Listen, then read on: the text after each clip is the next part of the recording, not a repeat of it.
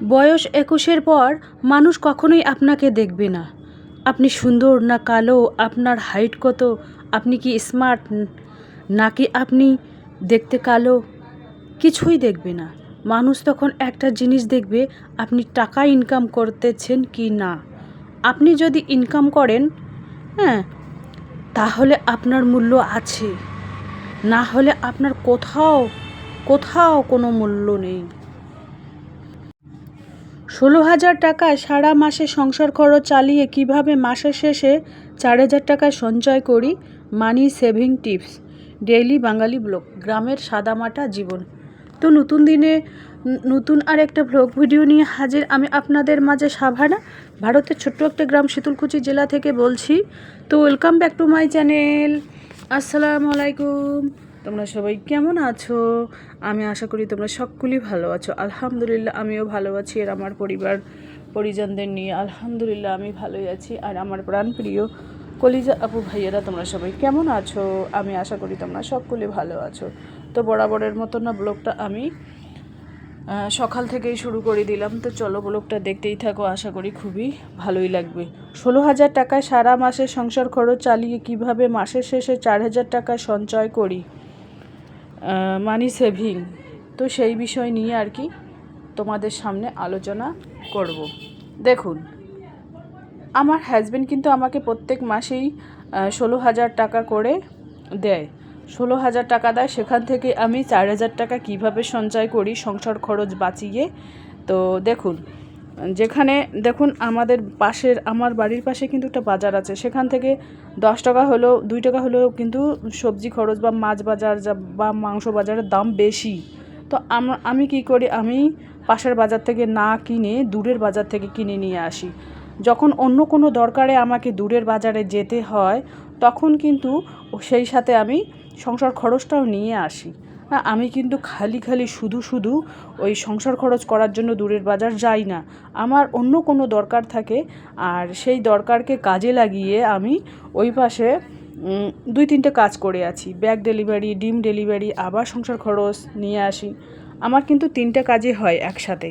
সেই জন্য আমি বুদ্ধি করেই কিন্তু কিছু টাকা সঞ্চয় করি। তোমরাও চাইলে আমার মতোই আর কি কিছু টাকা হলেও সঞ্চয় করতে পারো প্রত্যেক মাসেই সংসার খরচ থেকেই। এখানে প্রত্যেকেরই হাজব্যান্ড, বেশিরভাগ 100-র মধ্যে 99% হাজব্যান্ড কিন্তু প্রত্যেক তার বউকে আর কি সংসার খরচের টাকা তুলে দেয়। 1% কিন্তু দেয় না। বেশিরভাগ হাজব্যান্ডে কিন্তু বিদেশে থাকে। হ্যাঁ, তো সেই কারণে সেই ক্ষেত্রে যদি বুদ্ধি থাকে না, তাহলে 16,000 টাকায় বুদ্ধি খাটিয়ে 4,000 টাকা কীভাবে সঞ্চয় করি সেটাও আলোচনা করতেছি। আর বাড়ির উঠোনে আমি শাকসবজি আবাদ সুবাদ করি, আর একবেলা আধবেলা আমি কিন্তু বাড়ির শাকসবজি দিয়ে চালিয়ে দিই। আর একবেলা আধবেলা আমার মায়ের বাসার থেকে আসে, কাঁচা হোক পাকা হোক রান্না করা হোক আসে, তো ওখান থেকে সেভ হয়। আর এখন তো ঠান্ডা পড়েছে, এখন কিছু কাঠখড়ি বাঁশখড়ি আমার বাড়ির ভিতরে আছে, তো একবেলা হলেও আমি কিন্তু ওই মাটির উনুনে রান্না করার চেষ্টা করব। যেহেতু আমার টাইম হয় না, সেই জন্য মাটির উনুন ধরার আমার টাইম জোটে না। তো টাইমটা আমি বার করব রাতের দিকে কিন্তু টাইম পাওয়া যায়, অনেক প্রচুর টাইম পাওয়া যায়। কিন্তু দিনে ছোট দিন তো টাইম পাওয়া যায় না। তো সেই কারণে মানে অনেক পাশে কিন্তু ওই সংসার খরচ থেকেই কিন্তু সারা মাসের সংসার খরচ চালিয়ে কিন্তু 4,000 টাকা আমি সঞ্চয় করি। তো এই যে দেখুন, এবার আমি আশা করি আমার প্রত্যেকটা ব্লগই তোমাদের ভালো লাগবে। আর আমার ব্লগের কোনো না কোনো অংশ তোমাদের ভালো লাগলে তো সাবস্ক্রাইব করে আর কি পাশে থাকবেন। এবার আমি টিনের বেড়াটা একটু মোছামুছি ঝাড়াঝাড়ি করে নেব।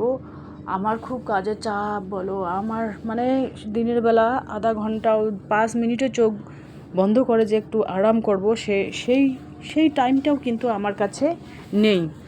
তো যাই হোক, তোমরাও চাইলে আমার মতো করে কিছু হলেও টাকা আর কি সঞ্চয় করতে পারো, যদি বুদ্ধি থাকে। বুদ্ধি না থাকলে তোমাকে জোর করে কেউ টাকা সঞ্চয় করতে বলবে না, বুদ্ধিটা থাকতে হবে। বুদ্ধি না থাকলে কিন্তু কিছুই করা সম্ভব না। 1 নম্বর বুদ্ধিটা খাটাতে হবে, আর মনটা দিতে হবে। যদি মন তোমার না থাকে, মন মানসিকতা যদি না থাকে টাকা সঞ্চয় করা, তাহলে কিন্তু 10 জন 100 জন তোমাকে জোর করে ঘাড় ধরিয়ে যদি বলে যে হ্যাঁ তোমাকে টাকা সঞ্চয় করতে হবে, তবুও তুমি কিন্তু পারবে না। 1 নম্বর নিজেকে তৈরি করতে হবে, টাকা সঞ্চয় করার বিষয়টা নিজেকেই তৈরি হতে হবে, নিজেকেই ম্যানেজ করে নিতে হবে, তাহলে কিন্তু সবই সম্ভব। আর যদি নিজেকে তৈরি করতে না পারো, তাহলে এই চিন্তাধারণা বাদ দিন। আমি যেহেতু গ্রামের মধ্যবিত্ত ঘরের গৃহিণী, তাই আমি সব সময় কিন্তু 10 টাকা হলেও সঞ্চয় করি, 20 টাকা হলেও সঞ্চয় করি। এখন প্রথমে তো আমি 10 টাকা, 5 টাকা, 20 টাকা ফেলতাম, এখন আর কি 10 টাকা 20 টাকা ফেলি না। এই কারণে আমি নিজেই ইনকাম করি, সেই জন্য আমি 50 টাকা, 100 টাকা, কোনো দিন যেদিন বেশি হয় সেদিন 200 টাকা সঞ্চয় করার চেষ্টা করি। প্লাস্টিকের ভাঁড়টা আমার ভর্তি হয়ে গেছে, আলহামদুলিল্লাহ। আর একটা প্লাস্টিকের ভাঁড় আমাকে কিনতে হবে, কারণ মানে আগে তো অনেক ওই 10 টাকা 5 টাকা করে 20 টাকা ফেলেছি, সেই জন্য কিন্তু তাড়াতাড়ি ভর্তি হয়ে গেছে। আর এখন থেকে যদি 50 টাকা 100 টাকা করে ফেলতাম, তাহলে কিন্তু তাড়াতাড়ি ভর্তি হতো না। এইভাবে যদি 50 টাকা 100 টাকা করে 5টা বা 10টা প্লাস্টিকের ভাঁড় রাখতে পারবো বা মাটির ভাঁড় রাখতে পারো, বছর শেষে দেখবে অনেক টাকা তুমি সেভ করতে পারবে। আর ওই টাকা দিয়ে একটা মোটা ধরনের জিনিস কিনতে পারবে, যেমন গোল্ড কিনতে পারো। হ্যাঁ, বেকার পয়সা বাজে খরচ না করে সেই টাকাটা ভালো জায়গায় ইনভেস্ট করতে শেখো। হ্যাঁ, গোল্ড কেনো, সোনার চেন কেনো, একটা হাতের আংটি কেনো, যদি কম পয়সা হয় একটা আংটি কেনো, যদি আরও কম পয়সা হয় কানের এক জোড়া টপ কেনো, যদি আরও কম পয়সা হয় তাহলে একটা নাকের ফুল কেনো। সোনার কিনতে হবে, এইভাবে কিন্তু একটু একটু করে ইনভেস্ট করতে হবে। আর যদি বেশি পয়সা হয় তাহলে জমি কেনো, জমি বন্ধক নেও, কারো ধানের জমি কারো বন্ধক নিয়ে রাখো, লিস্ট দাও, সেখান থেকেও কিছু টাকা আসবে। তো এইভাবে কিন্তু কিছু টাকা ইনভেস্ট করতে পারো তুমি ভালো ভালো জায়গায়। হ্যাঁ, বেকার জায়গায় ইনভেস্ট করে লাভ নেই। আর অপচয় থেকে সবসময় নিজেকে দূরে রাখবেন। যেটা জিনিস আছে ঘরে সেটা কিনবেনই না, আর যেটা নেই, একেবারে নেই বলতেই চলে, এটা ছাড়া চলবেই না সংসারটা, সেটাই কিনবি। তো এই যে দেখুন, আমি তেল বানিয়েছি, ইন্ডাকশানে ভাত বসিয়ে দিয়েছি। আজকে হবে মাছ রান্না। কি মাছ? কুজা ইলিশ রান্না হবে, আলু দিয়ে ঝোল। মেয়ে বলছে আলু দিয়ে ঝোল করো আর কি, তো আলু দিয়ে ঝোল করব। আর তেল বানিয়েছি, আমার মাথায় উকুন হয়েছে, কারণ আমার ভাইয়ের মেয়ে আমার সাথে ছিল, সেই জন্য আমার কিন্তু উকুন এর আগে ছিল না। তো মোবাইল দেখে পাত করেছি, আবার উকুন ধরেছে, মহা যন্ত্রণা, মহা চিন্তায় পড়েছি। তো সেই জন্য তেল বানিয়েছি। এখানে আছে আমলকি আছে, নিম পাতা আছে, তোমার কপুর আছে, আর কি পেঁয়াজ আছে। পেঁয়াজের গন্ধ উকুন একেবারেই সহ্য করতে পারে না। রসুন আছে, রসুনের গন্ধ সহ্য করতে পারে না উকুন। তারপরে লবঙ্গ আছে। তো এইগুলো দিয়েই আমি তেল বানিয়েছি। আজ দেখুন মাছ আমি কড়কড় করে ভাজা করতেছি। এই মাছটা আমারও পছন্দ খুব, আমার মেয়েরও খুব পছন্দ। এটাকে বলে কুজা ইলিশ। তো ইলিশের মতোই খেতে আর কি, কাটা কিন্তু মাছটা হেভি টেস্ট খেতে আর কি। তো যাই হোক, চলো। এই যে দেখুন আলু কেটে নিয়েছি, পেঁয়াজ কেটে নিয়েছি, হামানদিস্তায় পেস্ট করে নেব, নিয়ে তারপরে একটু ঝোল করব, আর কিচ্ছু করব না। তো চলো, আজকের ব্লগ এ পর্যন্তই। ততক্ষণ তোমরা সবাই সুস্থ থাকো, সাবধানে থাকো, টাটা, আল্লাহ হাফেজ।